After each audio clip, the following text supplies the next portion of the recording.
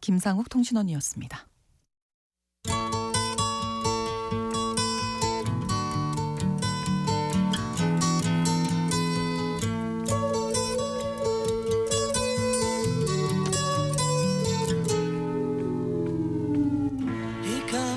이재명 대통령이 미국, 일본 정상과 잇따라 전화 통화를 하면서 본격적인 외교 행보에 나서고 있습니다.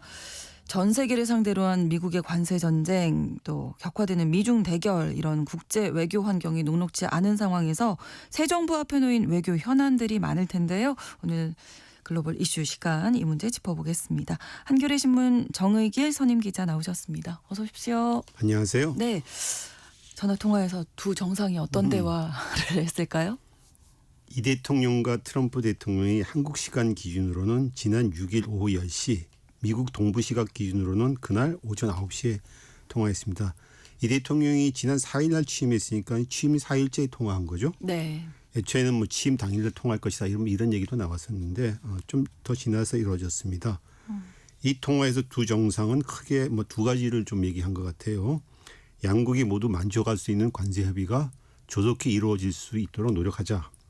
트럼프가 이 대통령을 미국으로 초청해서 가급적 이른 시일 내에 만나자.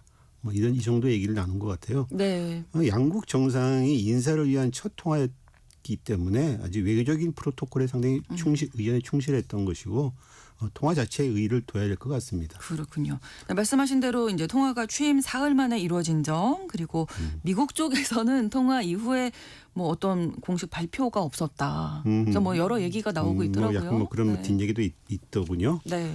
예전에 문재인 대통령과 윤석열 전 대통령은 취임 당일날 통화를 했고 미국 대통령과 네. 박근혜 전 대통령은 그 이튿날 통화했다고 합니다. 뭐 이렇게 보면은 뭐 좀 늦었다고 말할 수는 있겠죠. 근데 통화 시점을 갖고서 뭐 큰 의미를 두기는 좀 어려울 것 같아요. 특히 이 대통령은 요번에 윤석열 전 대통령이 계엄을 하고 또 탄핵이 되고 뭐 네. 또 탄핵된 상당히 오랜 시간이 걸려서 한미 정상 간 접촉이 제대로 이루어지지 않았고 그렇죠. 양국 간 현안이 누적된 상태에서 통화를 준비하는 데 시간이 좀 걸리지 않았냐 이런 얘기가 나옵니다. 또 외교가에서는 즉흥적인 성격의 트럼프 대통령과 그냥 막발 통화하는 것보다 좀 충분히 시간을 갖는 것이 당연한 거 아니냐 네. 이런 얘기도 합니다. 뭐 좀 준비가 필요하다. 그런 얘기죠. 또 통화 뒤에 미국 측에서 성명이나 보도자료 혹은 대변인 브리핑, 소셜미디어를 통한 공식 발표가 없었다. 뭐 이런 지적이 있어요. 네. 이 때문에 트럼프 쪽이 한국 쪽을 무시하거나 압박하는 것이 아니냐 뭐 이런 얘기도 나옵니다. 특히 백악관 대변인이 한국 대선이 끝나자마자 논평을 했는데 네. 한국은 자유롭고 공정한 선거를 치렀다 하면서도 미국은 전 세계 민주주의에 대한 중국의 개입과 영향력을 우려하고 있어 이에 반대한다. 뭐 참 상당히 서로 안 맞는 논평을 해서 네. 이런 것과 얽혀서 뭐 트럼프 정부가 뭐 이 대통령 정부에 대해서 뭐 곱지 않은 시각이 아니냐 뭐 이런 얘기를 하는 거죠. 그런데 백악관과 트럼프가 모든 정상과의 통화를 공개하는 것은 아니고 네. 그래서 이번 경우를 이례적으로 보기는 좀 힘들 것 같아요. 특히 트럼프는 자신이 홍보할 것이 있거나 원하는 메시지가 있을 때의 통화 내용을 보통 공개합니다. 네, 네. 자기가 유리한 것만. 예를 들어서 트럼프는 지난 4월 8일 한덕수 우리 대통령 권한대행과 통화하고 난 뒤에 네. 한국에 제공하는 대규모 군사적 보호에 대한 비용 지불을 논의했다 이렇게 말했습니다. 이건 우리한테 상당히 불리한 얘기죠. 그렇죠. 방위비 더 내라는 얘기인데. 그렇죠. 예, 예. 그럼 뭐 그렇게 보면 참 이런 말 듣는 것보다 참 아무 말 안 하는 게 훨씬 더 나은 거지. 네, 네. 그런데 딱히 이제 홍보할 내용은 없었다. 그렇죠. 이렇게 트럼프 해석을 입장에서는 하면 뭐 될까요? 원하는 홍보할 메시지가 별로 없었던 거죠. 그러니까 네. 그렇기 때문에 이재명 정부에 대한 트럼프 행정부의 이런 태도를 부정적으로 볼 필요는 없는 거죠. 이 정부에서 할 일이 태산인데 트럼프 대통령이나 백악관이 뭐 통화 내용을 놓고서 SNS나 뭐 발표를 통해서 뭐 방위비 분담금 관세 이런 현안을 계속 보급하는 것 자체가 상당히 부담스러운 겁니다. 그렇죠. 네. 그래서 한미 정상 통화 결과를 미치게 발표하지 않은 것에 대한 큰 의미는 들 필요는 없고 이번 통화를 갖고서 뭐 늦게 했다, 뭐 미국에서 아무 발표가 없었다 이런 말을 하는 것 자체가 우리의 협상력의 발목을 잡는 것이 아니냐 이런 생각이 듭니다. 네. 어쨌든 뭐 이재명 정부를 좀 어떤 외교 정책 같은 것들을 좀 지켜보겠다. 이 정도로 해석하는 그렇죠. 건 약간 괜찮을까요? 로키의 행보로 볼 수 있겠죠. 네, 네. 앞서도 말했지만 이는 이재명 정부를 뭐 부정적으로 보는 건 별개의 문제입니다. 미국도 그동안 개헌과 탄핵으로 한국 정상이 없는 상태니까 그렇죠. 충분한 접촉도 이루어지지 않았고 네, 또 네. 한국이 보수 정권에서 진보 정권으로 정권 교체가 됐기 때문에 좀 두고 봐야 될 자기도 좀 뭘 재량해 봐야 되겠죠. 네. 무엇보다도 트럼프 행정부 대정치의 기조에서 판단하는 것 같습니다. 트럼프 행정부는 현재 전 세계를 상대로 관세 전쟁을 벌이고 있고 네. 이 관세를 고리로 해서 상대국에게 방위부 등 부담을 전가하려고 하고 있고 네. 그리고 또 중국과의 대결에서 역할을 부여하고 또 강요하고 있습니다. 이 세 가지 축이 지금 트럼프 대정책에 뒷받침하고 있는데 축인데 네. 이렇게 본다면 백악관 대변인이 한국 대선이 공정 자유롭다면서도 중국 영향을 우려한다. 이런 형용 모순적인 논평을 내는 것 이런 맥락에서 나온 것이 아니냐 생각이 듭니다. 즉 네. 상대국에게 자기들이 요구하는 것을 강요하려고 하는 거죠. 역할을 강요하려고 하는 거죠. 네. 그래서 굳이 이번 정상통화에 의도가 있었다면 아마 트럼프 행정부가 원하는 이런 사안에 대한 입지를 하기 위해서는 지켜보기가 아닌가 이런 생각이 좀 듭니다. 네. 그러면 그 세 가지 축 가운데 가장 시급한 건 이제 관세 협상이겠죠. 그렇죠. 세 가지 축을 갖고서 보면은 우리나라에 원하는 건 첫째는 관세 협상, 네. 방위비 부담, 그렇죠. 또 대중국 대결에서 역할 강화 이 세 중인데 특히 이 중에서도 관세 협상이 제일 시급한 예. 거겠죠. 뭐 정상이 통화해서 양국이 모두 만족할 수 있는 관세 협의가 조속히 이루어질 수 있도록 노력한다 이런 말을 했는데 뭐 일단 이게 자체는 외교적인 용어로 보입니다. 미국과의 관세 협상을 놓고 크게 두 가지 견해가 현재 있습니다. 국내에서는 네. 하나는 미국과 신속하게 관세 협상을 타결지어야 한다. 주로 보수 정부 진영 쪽에서 이렇게 했고 한독수 전 권한 대행이 이런 입장이었죠. 다른 하나는 중국, 유럽, 일본 등 이런 주요 국가들이 미국과 협상하는 거 타결하는 걸 보고서 해도 늦지 않다 이런 네. 의견이 있습니다. 아무튼 현재 관세 협상을 서두르는 쪽은 그리고 입장이 다급한 쪽은 미국입니다. 트럼프는 자기가 부과했던 전 세계 상대했던 상호 관세를 지난 4월 9일에 전격적으로 철회를 하고 했습니다. 그리고 네. 90일간 유예 발표를 했죠. 그렇죠. 그런데 그 종료 시한이 이제 7월 초입니다. 7월 초죠. 한 달 정도 좀 남은 거예요. 네. 남지. 네. 한 달 남았는데 현재 미국은 영국하고만 관세 협상을 성과시켰습니다. 나머지 아직 사실 성과가 진행이 안 없습니다. 됐죠. 네. 성과가 없습니다. 영국과 타결했다는 협상 자체를 사실 보면은 틀만 만들어 놓은 겁니다. 그러니까 앞으로 계속 또 협상해야 됩니다. 네. 그래서 트럼프가 이렇게 상호 관세를 유예한 것은 시장의 가장 큰 이유가 시장의 부정적인 반응 때문이죠. 상호 관세를 발표하고 나자마자 한 사나흘 동안 달러, 증시, 미국 국채가 모두 삼중 폭락하는 이례적인 사태가 발생해서 이러다가 금융시장이 거의 낙아웃되는 것이 아니냐, 완전 그렇죠. 붕괴되는 것이 아니냐 우려가 났습니다. 그래서 서둘러서 트럼프가 상호 관세를 유예시켰습니다. 그런데 협상이 다시 안 돼갖고서 트럼프가 자기가 허풍치는 대로 경고하는 대로 상호를 다시 부과한다. 시장은 더 격렬하게 부정적으로 반응하겠죠. 이 때문에 트럼프로서는 관세 협상을 시간이 쫓기면서 해야 되는 현재 입장입니다. 네. 예를 들어서 미국의 가장 순종적인 입장을 보이는 겉으로겠지만요. 일본도 네. 워싱턴에서 6일 날 이틀간 5차 협상을 벌였는데 네. 합의점을 찾지 못했습니다.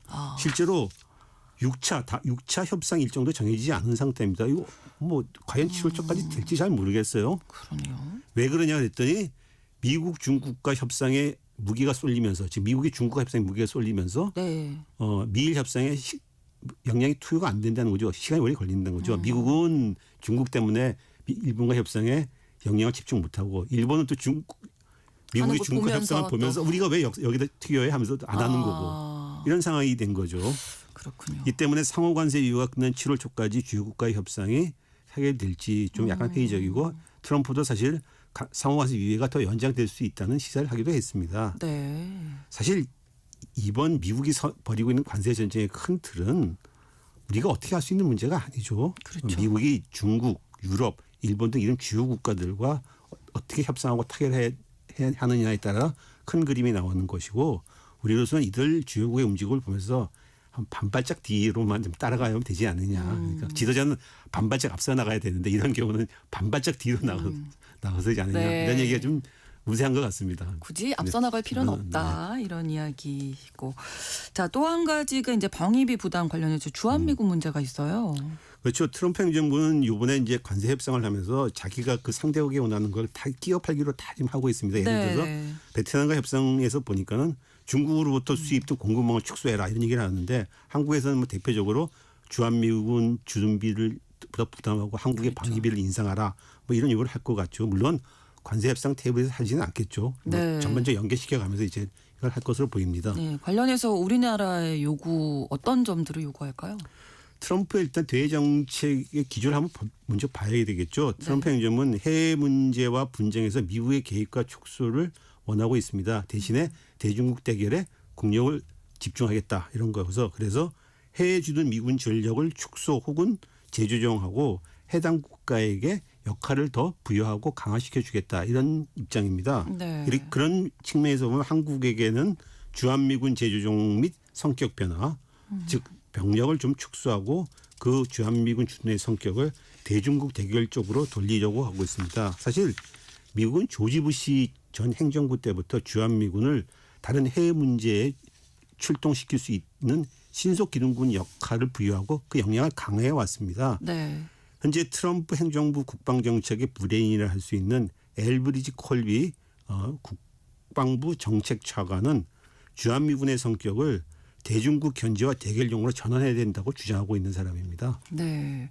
구체적인 어떤 움직임이 나온 게 있습니까? 움직임이 뭐 말하는 것도 움직임이다 보면 움직임이죠. 예. 뭐 있습니다. 상당히 많습니다. 우선 제이비어 브런슨 주한미군 사령관이 15일 날 하와이에서 한 연설에서 이런 말을 했습니다. 한국은 베이징과 가장 가까운 동맹국이다. 이건 베이징 가까운 뜻이 아니라 베이징에서 가장 가까운 미국의 동맹국이다. 그렇죠. 이런 뜻이죠. 네네. 그래서 그러면 일본과 중국 본토 사이에 떠 있는 섬이나 고정된 항공모함 같은 존재다.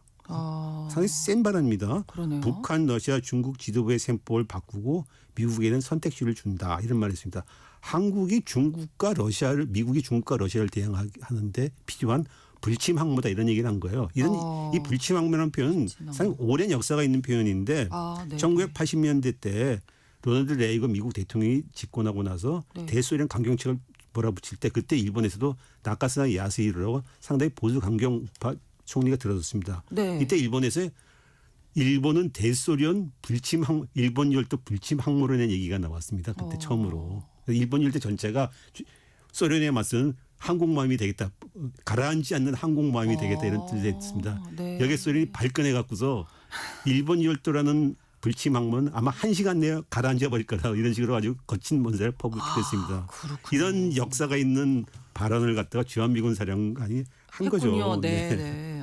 우리나라가 이제 그 역할이다. 불침항모다. 네. 하여튼 그래서 브론스 사령관은 주한미군의 초점은 북한 격퇴만 있는 것이 아니다. 이런 말도 했고 또 세뮤엘 파파토 이 인도 태평양 사령관도 상원 청문회에서 지난 10일입니다. 주한미군이 러시아와 중국을 억제할 수 있다는 의견을 펼쳤습니다. 즉 한국이 이제 중국과 러시아와 대항하는데 역할을 부여받아야 된다. 이런 뜻입니다. 네. 구체적으로 피트 헤그세스 장관 이와 관련해서 한국의 방위비 부담 압박을 하고 있습니다. 피크 헤그세스 국방장관은 지난달 30일 싱가포르에서 열렸던 샹그릴라 대화. 이건 아시아 안보회의라 하는데 보통 샹그릴라 대화라 합니다. 네. 미국은 공산 중국의 침략을 저지하는 쪽으로 전략을 재설정했다. 미국은 인도태평양에서 결코 물러날 수 없다. 그리고 동맹국과 파트너 국가들이 중국에 종속되는 걸 허용하지 않겠다. 이런 전제적인 발언을 해놓고서 독일도 방위비를 갖다가 5% 인상한다고 약속하는데 중국이란 더 큰 적을 맞서고 있는 이네 아시아 국가들이 왜 방위비를 인상 안 하냐. 방위비 얘기죠. 그러니까 그렇군요. 한국은 방위비 인상하고 중국과 러시아 대결에 나서라. 이게 지금 트럼프가 한국에 요구하는 겁니다. 지금. 네. 이제 막 출범한 새 정부로서는 압박처럼 느껴질 수도 있고 곤혹스럽겠는데요. 그렇습니다. 미국이 기어코 주한미군의 역할을 변경하겠다 하고 한국에게 까지도 대중국 대결의 역할을 부여하게 한다면 우리로서는 적어도 미중 분쟁이나 대만 유사시 사태 때 우리가 말려들어간 것을 막는 쪽으로 마지막 최후의 방어선을 쳐야 할 것이라고 저는 생각합니다. 네. 물론 이건 당장 이루어질 문제는 아니니까 이재명 정부가 출범하지 않는 이재명 정부가 트럼프 행정부를 상대로 해서 이 문제를 갖고 시끄럽게 해서는 당연히 안 될 것이고 또 로케로 가져가야겠죠. 네. 어쨌든 이재명 정부는 한미동맹을 안보의 기본축으로 하고 더욱 유지 강화시키겠다. 그리고 한미일 혁명을 유지하겠다. 북한과는 긴장과 대결을 축소하고 대화와 교류 쪽으로 방향을 틀겠다. 그리고 중국과 러시아와도 관계를 개선하겠다 이런 입장입니다. 한미도 실용주의 입장이다 이런 얘기를 하는데 네. 어쨌든 우리로서는 한미 동맹이 건전해야 대중국 관계에서도 레버리지 이른바 협상력이 생기고 그렇죠. 또 대중 관계가 원활해지 미국에 대해서도 우리가 할 말도 하고 또 협상의 공간이 생긴 거죠. 그러니까 양쪽에서 관계를 잘 유지해야겠죠. 네, 줄타기를 정말 그야말로 잘해야 된다 이런 말씀이신데, 자 일단 오는 15일이죠. 캐나다에서 열리는 G7 정상회의에 이재명 대통령이 초청을 받았고 또 나토 정상회의에도 참석을 고려하고 있다 이런 이야기 전해지고 있는데 이런 두 외교 무대에 참석하는 것 어떻게 보십니까? 기본적으로 다져야겠죠. 다정해서 특히 서방 중에 가장 중요한 정상회의가 G7인데 여기에 참가한다는 것은 우리의 선택지를 넓히는 것이라고 봅니다. 네. 이 대통령으로서는 취임 열흘 만에 아주 빅 이벤트 외교 행사에 그렇죠. 참가하니까 어쩌면 뭐 좋은 기회라고 볼 수도 있겠습니다. 네, 또 네. 트럼프 이후 G7 회원국들은 미국에 불만이 많고 과거처럼 미국을 따라가는 일사불란한 모임이 지금은 아닙니다. 그래서 네. 따라서 한국으로서는 충분히 가서 우리도 공간을 확보하고 입장을 갖다 개진하고 할 공간이 있을 거라고 보여집니다. 또 나토 정상회의는 윤석열 정부 때는 우크라이나 전쟁 지원으로 상당히 그렇죠. 한국에는 좀 부담스러운 자리였습니다. 그래서 네. 근데 윤석열 정부가 덜컥덜컥 그냥 막 참가하고 그랬는데 이번에는 트럼프가 우크라이나 전쟁 지원에 상당히 회의적이라서 그런 부담이 많이 줄어들고 있습니다. 네. 그래서 우리 참가도 상당히 부담이 적어질 거고 또 서방 쪽과의 원칙적 가치에서 보조를 맞추면서 실용과 이익을 지켜나가는 것이 좀 중요하다고 생각합니다. 네. 그 인연과 가치 때문에 외교 영역을 갖다가 제한해서는 좀 안 되지 않겠나 이런 생각이 듭니다. 그게 참 근데 어려운 그렇죠. 일이죠? 참 어려운 문제죠. 쉽지는 않은 문제죠. 예, 과제가 네. 앞으로 남아 있는 것 그건 같습니다. 말로는 되는 문제는 아니고 우리가 예. 일단 이 문제에 대해서 입장을 명확히 정하고 로키로 가져가면서 알겠습니다. 행동을 네. 취해야겠죠. 한겨레 신문 정혜기 선임 기자와 함께했습니다. 고맙습니다. 감사합니다. 신성원의 오늘 세계는 내일 다시 뵙겠습니다. 고맙습니다.